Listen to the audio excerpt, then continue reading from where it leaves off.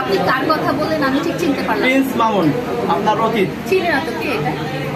আমার আমার আমার পরিচিত কেউ না। প্রিন্স মামুনকে আপনি চিনেন না? আমি চিনছি। আচ্ছা, পিছনে যে 4 বছর আপনার সাথে অনেক মামলা টামলা হলো, অনেক কিছু হলো, মানে এক মুহূর্তে তাকে আপনি ভুলে গেলেন? এই নামটা আমার পরিচিত লাগছে না। পিছনে আমার একটা জীবন ছিল যেটা একটা দুঃস্বপ্ন বা দুঃস্বপ্নের কেউ মনে করতে চায় না। আচ্ছা, যদি বলা হয় যে আপনি কারোর নামে মামলা করেছেন, সেই ব্যক্তি? আমি জানি আমার কিছু মামলা চলমান আছে, সেটার ব্যাপারে আমার আইনজীবী ভালো বলতে পারবে।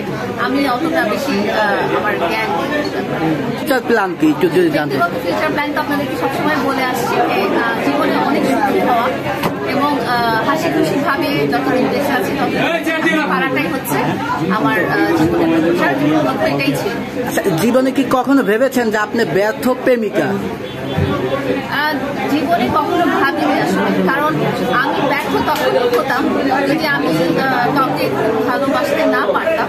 কিন্তু আমার মনে হয় যে আমি যাকে বা যাদেরকে ভালোবেসেছি তাদেরকে আমি 100% ভালোবেসেছি। আমার যাদের সাথে সম্পর্ক ছিল সারা জীবনে তারা কেউ কখনো বলতে পারবে না যে আমি পরকীয়ায় জড়িয়েছি বা আমি এক্সট্রা ম্যারিটাল অ্যাফেয়ারে জড়িয়েছি বা আমি বিশ্বাসঘাতকতা করেছি। আমার মধ্যে লয়ালিটি 100% ছিল। আমি কখনো বেইমানি করিনি কোনো সম্পর্ক।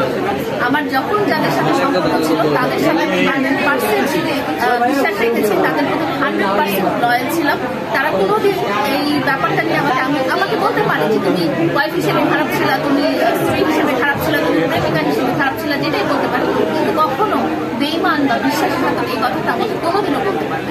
লায়লার জীবনে মানে ভালোবাসার সংজ্ঞা কি যদি জানতে চাই? ভালোবাসার সংজ্ঞা হচ্ছে যে এখানে অনেক রকম ভালোবাসা হতে পারে।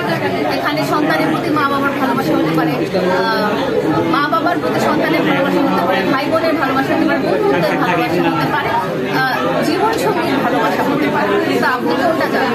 আমরা জানতে চাই যে ভালোবাসা বলতে জীবন সঙ্গিনী বেশি বুঝে। জীবন সঙ্গীর সাথে ভালোবাসার ব্যাপারটা দুই রকম। একটা হচ্ছে যে আপনি শুধুমাত্র প্রেম করে বেড়ালেন, মাঝে মাঝে দেখা করলেন, ফোনে কথা বললেন, বা শেষ। আরেকটা হচ্ছে যে তাকে আপনার লাইফে নিয়ে আসা, যেই লোকটাকে বা যেই ব্যক্তিটাকে আপনি আপনার লাইফের সত্যিকার ভাবে জীবন সঙ্গী হিসেবে থাকবেন, যার সাথে আপনি দিন রাত অনেক কিছুই শেয়ার করবেন। এমন না যে আপনি খালি দেখা করলেন বা কোথাও খেতে গেলেন।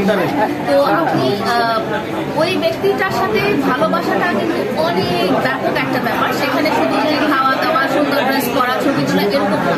সেখানে দেখা গেছে যে বাসায় বাজার করা, বাচ্চাদের দায়িত্ব নেওয়া, ওয়াইফের বা হাজবেন্ডের দায়িত্ব নেওয়া, সংসারের দায়িত্ব নেওয়া, দুটা ফ্যামিলির দায়িত্ব নেওয়া অনেক বড় একটা ব্যাপার।